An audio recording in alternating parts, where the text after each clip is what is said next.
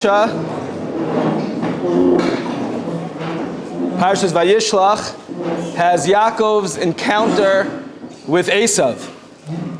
And the pasuk says that Yaakov sends a message, sends messengers to Esav to let him know how he's doing.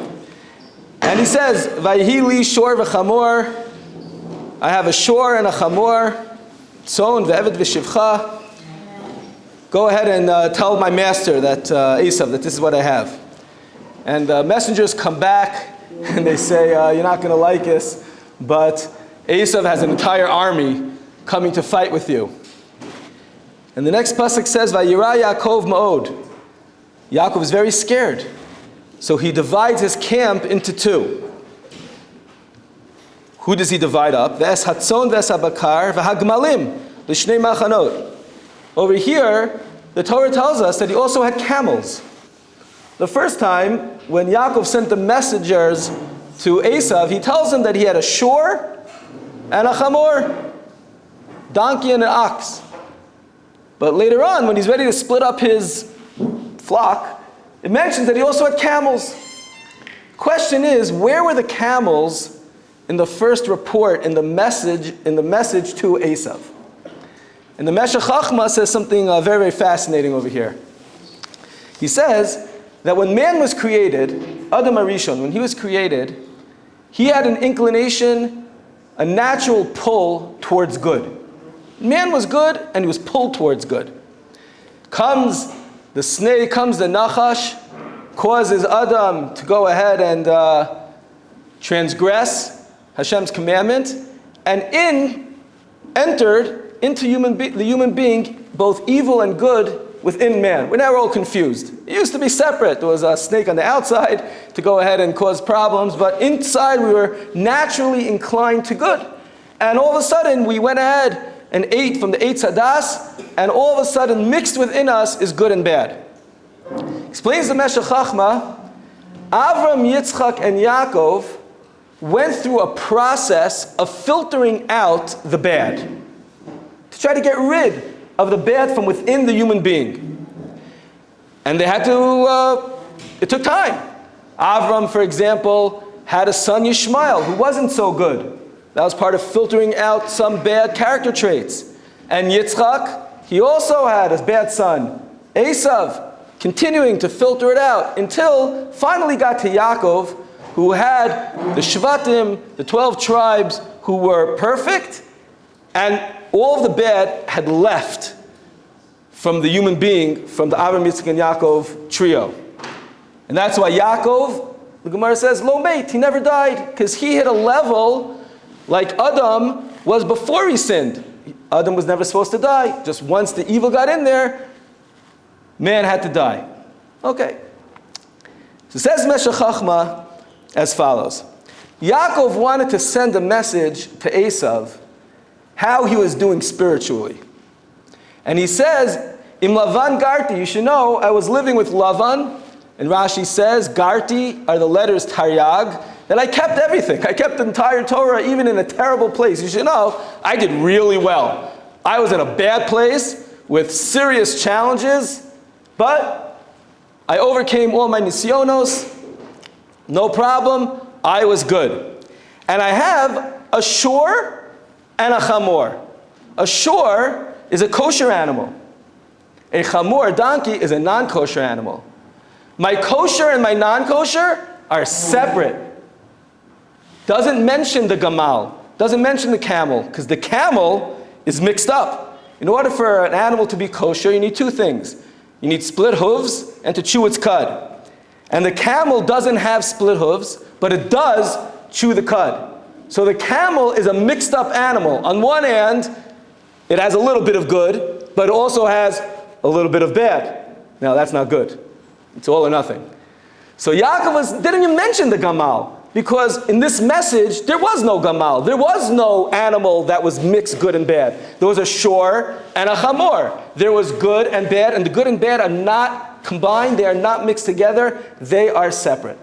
And that was the message that Yaakov was coming to give to Esav, that I have filtered out all the evil that existed within our family to become a perfect person. But it wasn't just Yaakov on his own. It was Yaakov from Yitzchak and Yitzchak from Avram. It was a joint effort from the grandfather to the son to the grandson, all working together. Which brings us to the following problem. A few psukim later, Yaakov bumps into an angel. And Vayavik Ish imo, he goes ahead and he wrestles with this angel. This angel was the angel Samael, an angel that was trying to bring down Yaakov. And the question is, why did this angel only focus on Yaakov? Why did he wait for Yaakov? He should have hit Avram. go right away. You see Avram's like starting the filtering process. So knock him out now. You don't wait for things to be really against you to go ahead and fight. If you see an issue, you deal with it right away.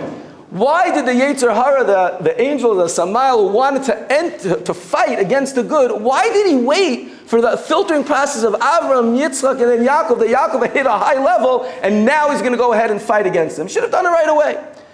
So this question is asked. There's an amazing piece over here. I have to bring some for show and tell here.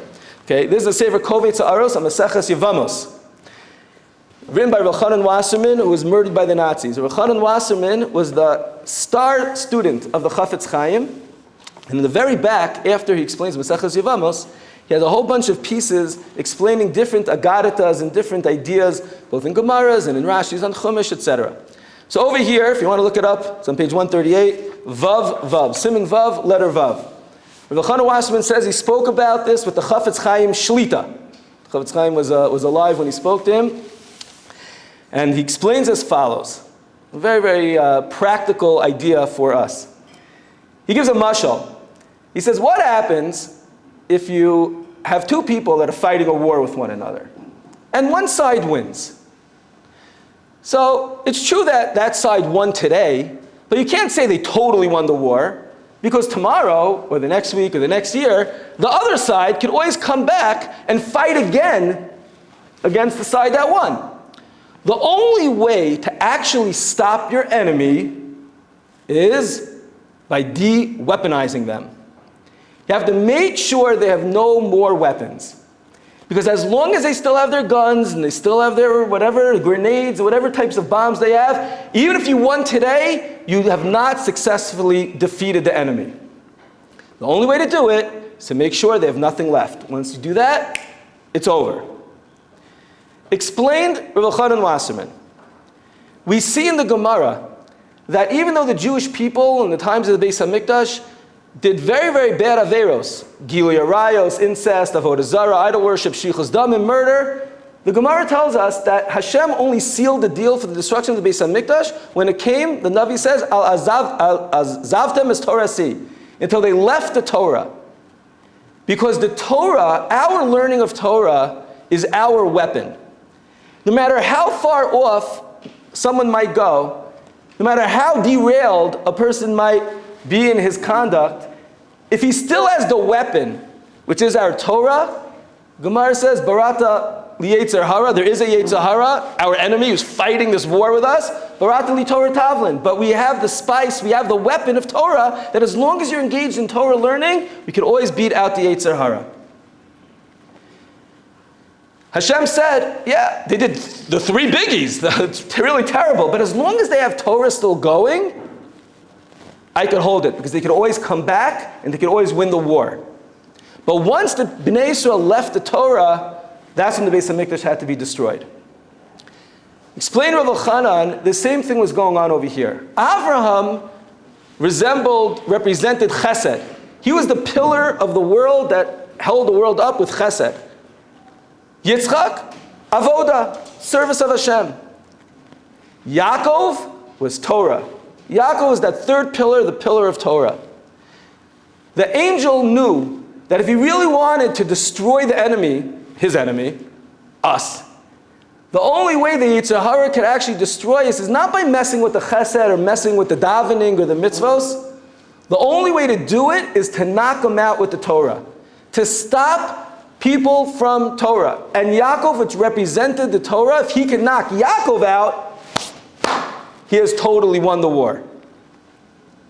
And this is something that we have to realize. He explains over here from the Chafetz Chaim that this is the Yetzer Hara's main tactic. The strategy of the Yetzer Hara, sometimes we think, oh, I spoke Lashon Hara, oh, the Yetzer Hara got the better of me. I woke up a little late in the morning, the Yetzer Hara got the better of me. And we all have this fight with the enemy on a day in, day out basis. But the main Yetzer Hara, his main strategy is to stop us from learning. It's from when we're learning here at night, and we could just push it a little longer, stay up in the Beis Medrash another half an hour, another hour, continuing to learn. All of a sudden, I got to take care of something. Why? You can take care of it an hour from now. The Yetzer Hara gives us excuses.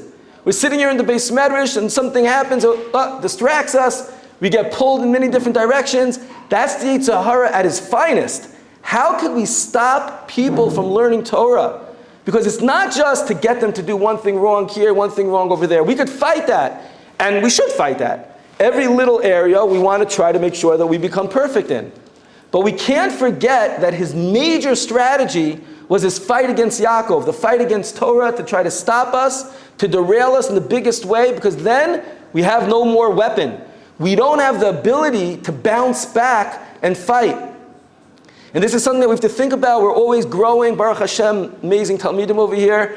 We're all growing and developing and pushing, and we get pushed in a lot of different areas. Sometimes we almost don't even know what to start with. There's so many things in front of us. Should I do this? Should I do that? Should I do this and this? And we can get all confused, and we start doing a lot of little things, and that's great. But we can't forget the main thing. The main thing is our Torah learning. We have to try to figure out, how do I learn extra in the morning? How do I learn extra during the break? How do I learn extra at night? How do I focus, my ritzifus, my consistency? How do I not just get bothered by other people coming over to speak to me, or me going ahead and bothering other people? Bittul Torah, stopping from our learning. We have to remember that that is our key weapon. To be able to learn, to be able to teach Torah, to be able to spread the Torah, that is what's going to keep us going no matter what. And Bezrat Hashem, if we could strengthen our areas in this way, Yaakov won. Yaakov won. Yeah, he got a little bit hurt. The Chafetz Chaim explained that was a bite at the children that will come out, that maybe there'll be less learning from the children. Other areas that will get distracted in Torah, but we have to just keep on strengthening it more and more and more, and make sure more people are learning Torah, and we are learning Torah as much as possible. And Mizrat Hashem, we will be able to continue in our striving to become like Yaakov, to finish off the job, and we'll be zocheh to see the Beis HaMikdash, Meher v'yameinu.